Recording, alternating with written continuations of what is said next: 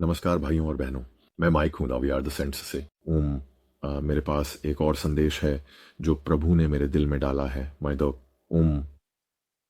बिना ज़्यादा देर किए मैंने इसके लिए प्रार्थना की है और मैं प्रार्थना करता हूँ कि प्रभु उन लोगों को दिखाएं जो इसे सुन रहे हैं कि ये उसके शब्द हैं, मेरे नहीं।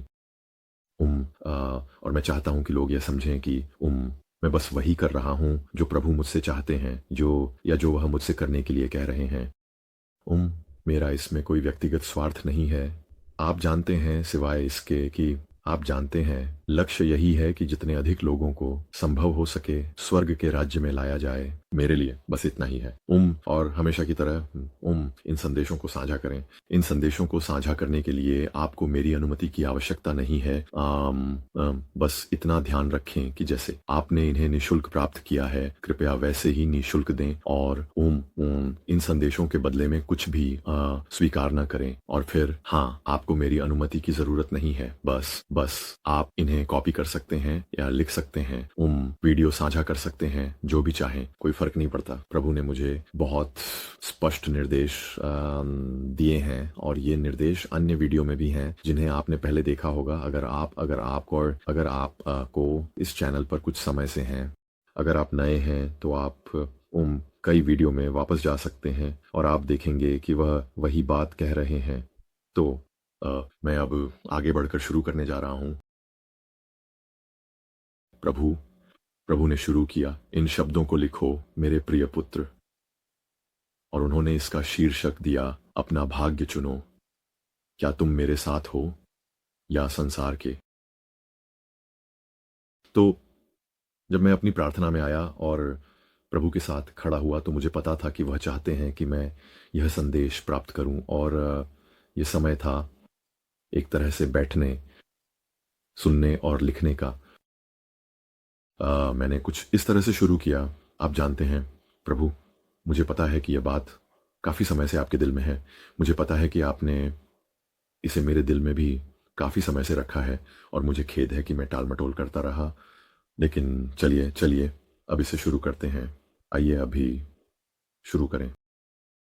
और प्रभु ने आगे कहा, कोई बात नहीं मेरी प्रिय, तुम अब यहाँ हो और जो कुछ मुझे कहना है वह मैं प्रेम और चिंता के साथ कहता हूँ, लेकिन समय बहुत कम है।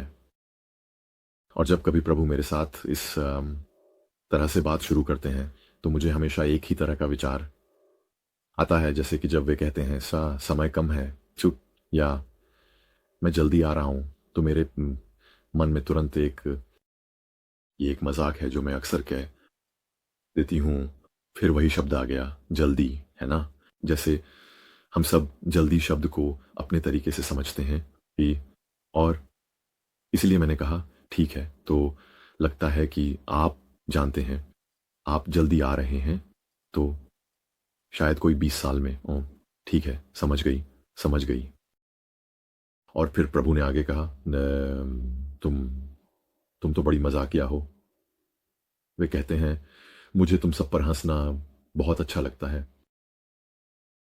और जब उन्होंने यह कहा तो वे एक पल के लिए रुके और बोले, क्या तुम्हें यह अजीब लगता है। और मैंने कहा, नहीं नहीं, मुझे यह अजीब नहीं लगता। उम जानते हैं, मुझे तो नहीं लगता। लेकिन कोई सुनने वाला या कोई, और शायद यह थोड़ा अजीब समझे कि आप हमारी बातों या हमारे वो रोजमर्रा के कामों पर हंसते हैं। और फिर उन्होंने आगे कहा, ठीक है, मैं हर समय ऐसा करता हूं।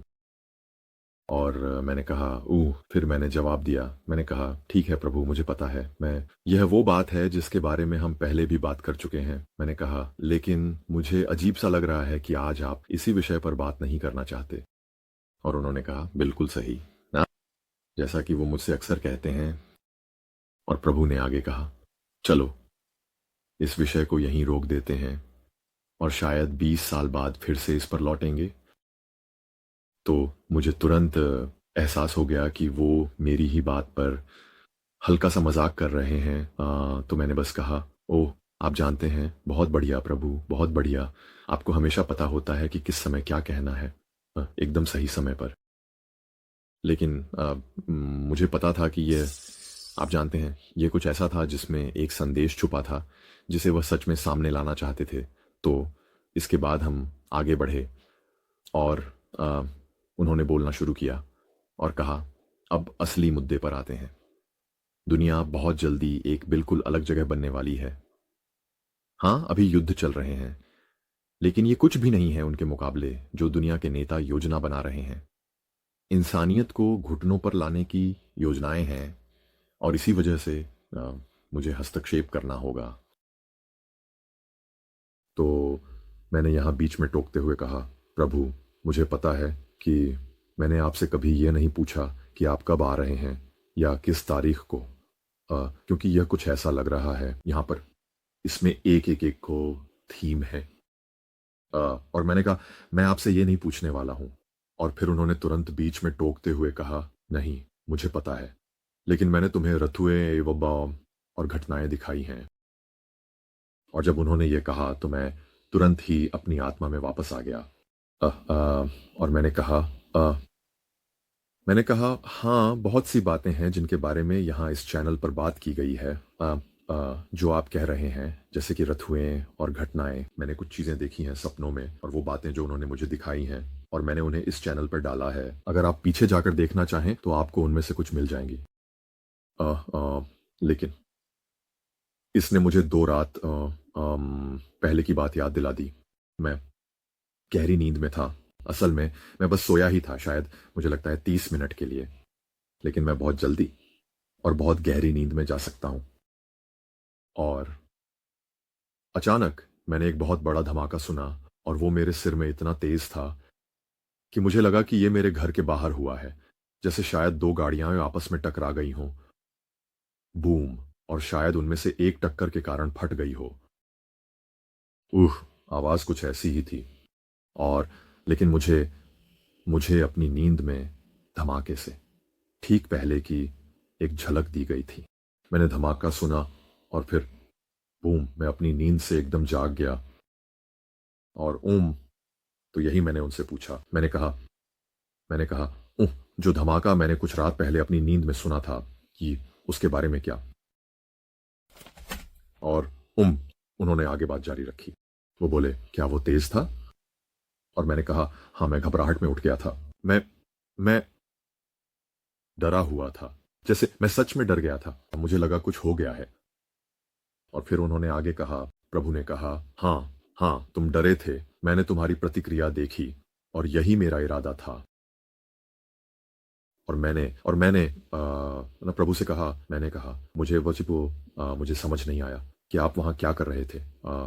मुझे यकीन है कि आपके पास इसका कोई उद्देश्य था। मैं यो बोल ने एक धमाका सुना। उस धमाके ने मुझे घबराहट में जगा दिया, लेकिन मुझे नहीं पता था कि वो किस लिए था। और फिर उन्होंने कहा, हाँ, वही था। और इतना कहना काफी है कि तुम पहले से जानते हो कि वो क्या है। और तुरंत ही मैं अपनी आत्मा में महसूस कर सकता था कि प्रभु इस बारे में बात कर रहे थे, कि मध्य पूर्व में कहीं एक बड़ा धमाका होने वाला है जो किसी बड़े घटनाक्रम की शुरुआत करेगा। मैं इस बारे में कोई विस्तार में नहीं जाऊंगा, लेकिन इसने मुझे उस बात की याद दिला दी जो उन्होंने मुझे कुछ समय पहले दिखाई थी, जिसे वे अभी बाहर नहीं लाना चाहते, तो वह किसी और दिन के लिए एक अलग संदेश है। और प्रभु ने आगे कहा, उन्होंने कहा, हाँ, सही है, लेकिन ये तुम्हें याद दिलाने के लिए है कि जब ऐसा हो तो क्या करना है। और तुरंत मुझे एहसास हुआ, हाँ, प्रार्थना करो। और फिर प्रभु ने फिर से शुरू किया। उन्होंने कहा, हाँ, मेरे प्रियजनों, प्रार्थना करो, दया के लिए प्रार्थना करो, आत्माओं के परिवर्तन के लिए प्रार्थना करो। दुनिया के नेता, शैतान, झूठ के जनक के साथ मिलकर काम कर रहे हैं, और वह सबको नष्ट करने पर तुला हुआ है, सिवाय एक के। ये संदेश उन नेताओं, राज्यपालों, राष्ट्रपतियों और सरकारी अधिकारियों के लिए है जिन्हें लोगों के हितों का ध्यान रखना चाहिए। तुम्हारा तौल किया जा रहा है और तुम कम पाए जा रहे हो। तुम में से जो लोग अच्छे इरादों के साथ नेता बने थे, वे अब शैतान की संतान दुगुनी हो गए हों। हाय तुम पर, जो लोगों पर भारी बोझ डालते हो, लोगों के कंधों पर, या परंतु उसे अपनी एक उंगली से भी हिलाना नहीं चाहते। अपना भाग्य मेरे साथ जोड़ो बच्चों, अपना भाग्य मेरे लिए जोड़ो। ललिताई पे अपने प्रेमी दूल्हे, अपने उद्धारकर्ता, अपने दयालु प्रभु के लिए अपना भाग्य मेरे लिए जोड़ो। अभी देर नहीं हुई है। मैं तुम्हें अपने प्रेमपूर्ण आलिंगन में ले लूंगा और बहुत कोमलता से थामूंगा। मुझसे कहो कि तुम अपने कर्मों और शब्दों के लिए पछता रहे हो और सच्चे मन से प्रायश्चित कर रहे हो, तो मैं तुम्हें अपने साथ स्वर्ग में ले जाऊंगा। ठीक है, तो ये वही क्षण था जब प्रभु ने सच में झुककर, जैसे मेरे बहुत करीब आकर कुछ कहने की कोशिश की। जब भी कोई बात जोर देकर या गहराई से कहनी होती है तो ऐसा लगता है जैसे वह मेरे कान के बहुत पास आ जाते हैं। और ये वही है जो उन्होंने कहा, कौन तुम्हें मेरे जैसा प्यार करता है? कौन कौन तुमसे वैसे प्रेम करता है जैसे गरजती हुई जलधारा जो चट्टानों से टकराती है, गुफाओं और घाटियों से बहती है और मेरे दिव्य प्रेम के सरोवरों में गिरती है। मैं महान, मैं हूं, मेरे जैसा कोई नहीं है। पूरी दुनिया पा लेने का क्या लाभ अगर अपनी आत्मा ही खो दो? इस संसार को पीछे छोड़ दो और वह सब कुछ प्राप्त करो जो मेरे पास है, अर्थात अनंत जीवन। क्या यही वह नहीं है जो तुम सच में चाहते हो? मैं वही मार्ग हूं जो तुम्हें सत्य तक ले जाता है और फिर मैं तुम्हें जीवन दूंगा। अब और झूठ नहीं, अब और दुख नहीं, अब और विश्वासघात नहीं, न कोई तनाव, न कोई चिंता। अगर मैंने तुम्हें मुक्त कर दिया तो तुम सच में मुक्त हो। तो मैं एक पल के लिए रुक गया था क्योंकि ये बहुत सारी लिखाई है, तो ये थोड़ा भारी लगने लगता है। और प्रभु ये जानते हैं, तो मैंने बस कहा, प्रभु यह काफी गंभीर है। और फिर उन्होंने आगे कहा, हाँ, यह बस इतना ही सरल है हुनाम, या तो मैं या फिर यह दुनिया। तुम्हें अपना चुनाव करना ही होगा। मैं इसे किसी और तरह से नहीं कर सकता। मैंने कीमत चुका दी है और तुम्हें बस अपना चुनाव करना है। एक दो तरफा सिक्का है, एक तरफ मैं हूं और दूसरी तरफ दुनिया। मैं तुम्हें मजबूर नहीं कर सकता और न ही करूंगा। मैं तुम्हारी स्वतंत्र इच्छा का सम्मान करता हूं, लेकिन मैं तुम्हें यह समझाने के लिए जो भी करना पड़े वह करूंगा कि मैं ही सबसे अच्छा विकल्प हूं। तो और ये इसी समय मुझे एहसास हुआ कि आप जानते हैं, वह यह बात हम सभी के लिए कह रहे थे। खुद सिर्फ उनके लिए नहीं जिनके लिए यह संदेश शुरू में था, बल्कि हम सभी के लिए भी। और इसलिए मैं कुछ इस तरह था, मैं उनसे यही कह रहा था जैसे ये सबके लिए है ना? ये आप यही मांग रहे हैं। और उन्होंने कहा, बिल्कुल सही, सभी को चुनना होगा। और इसी समय मुझे एहसास हुआ कि शायद यहाँ एक बदलाव आया था। ऐसा लगा जैसे उन्होंने वह सब कह दिया जो वह कहना चाहते थे। तो मैंने प्रभु से कहा, मैंने उनसे पूछा, क्या आप अपनी प्रजा को और कुछ कहना चाहते हैं? और उन्होंने कहा, हाँ, डीजेटी की हत्या का प्रयास किसी अमेरिका के नेताओं की एक अच्छी तरह से योजनाबद्ध साजिश थी से, लेकिन मैंने हस्तक्षेप किया। और मुझे याद है कि मैं सोच रहा था, उस पल मुझे एहसास हुआ कि इस संदेश की शुरुआत में उन्होंने कहा था कि मुझे हस्तक्षेप करना होगा या मुझे कार्रवाई करनी होगी। और मैंने कहा, तो यही वजह है कि आप कह रहे थे जैसे कि आप जानते हैं मुझे कार्य करना ही होगा। यो, और प्रभु ने आगे कहा, बहुत अच्छा मेरी प्रिय, या बहुत अच्छा। तो आप जानते हैं, जब वह यह कह रहे थे और मेरे मन में मुझे पता था कि आप जानते हैं, कुछ लोग ऐसे हैं जिन्हें यह संदेश पसंद नहीं आएगा। और यूट्यूब पर लोग हैं और चैनल पर भी लोग हैं जिन्हें इस संदेश से गंभीर समस्या होने वाली है। मुझे पता था, मैं इसे महसूस कर सकता था। और मैंने प्रभु से कहा, यह यह कठिन होने वाला है। और उन्होंने कहा, वे आगे बोले, इससे तुम्हें क्या, तुम मेरा अनुसरण करो। और मैंने कहा, हाँ, मैं करता हूं। और जैसा कि मैंने अन्य वीडियो में भी कहा है, मैंने कहा, प्रभु, आप जानते हैं कि मुझे मूर्ख बनना पसंद नहीं है। मैं मेरे लिए इससे निपटना मुश्किल है। मुझे पसंद नहीं है ऐसा महसूस करना कि उम, मुझे पसंद नहीं है, मुझे मूर्ख बनाया जाना पसंद नहीं है, मुझे बस पसंद नहीं है। ये बस कुछ ऐसा है जो मुझे कभी पसंद नहीं आया, बिल्कुल रुक यहाँ तक कि बचपन में भी नहीं, कभी पसंद नहीं आया। और प्रभु ने आगे बात की, क्योंकि मैंने अपने दिल की बात उनके सामने रखी और कहा, आप जानते हैं, मुझे ऐसा करना पसंद नहीं है। और उन्होंने कहा और प्रभु ने उत्तर दिया और कहा, यह बिल्कुल सही है। और इसलिए मैं समझ गया कि वह क्या कह रहे थे। जैसे आप जानते हैं, यह बहुत अच्छा है, क्योंकि यह एकदम सही उदाहरण है कि मैं किसे चुनता हूँ। और फिर उन्होंने आगे कहा, वो कहते हैं, मैंने तुम्हें इस तरह एक कारण से बनाया है जैसे मेरे कई अनुयायी हैं। और मैं यह भी कहूँ, तुमने मेरी शिक्षाओं में बहुत अच्छा किया है। मैंने तुम्हें व्यक्तिगत रूप से शिष्य बनाया है, मौन तुमने नाय मेरे शब्दों को ध्यान से सुना है। तुम मेरे लिए मूर्ख हो। और मैं बस ऐसा ही था। हाँ, मैंने कहा, हाँ, आप सही कह रहे हैं। जैसा आरोप है, मैं वैसा ही हूं। जो लोग मुझे जानते हैं, वे जानते हैं मैं मसीह के लिए मूर्ख हूं। और हाँ, यही सच है। तो प्रभु ने आगे कहा, और मेरी अदालत में तुम्हें बहुत सम्मान मिलेगा, क्योंकि तुमने मुझे दूसरों के सामने स्वीकार किया, और मैं तुम्हें अपने पिता और तुम्हारे पिता के सामने स्वीकार करूंगा। और यह हम सभी के लिए है। तो वो सिर्फ मुझसे नहीं कह रहे थे, वह हम सभी परिवार से कह रहे थे।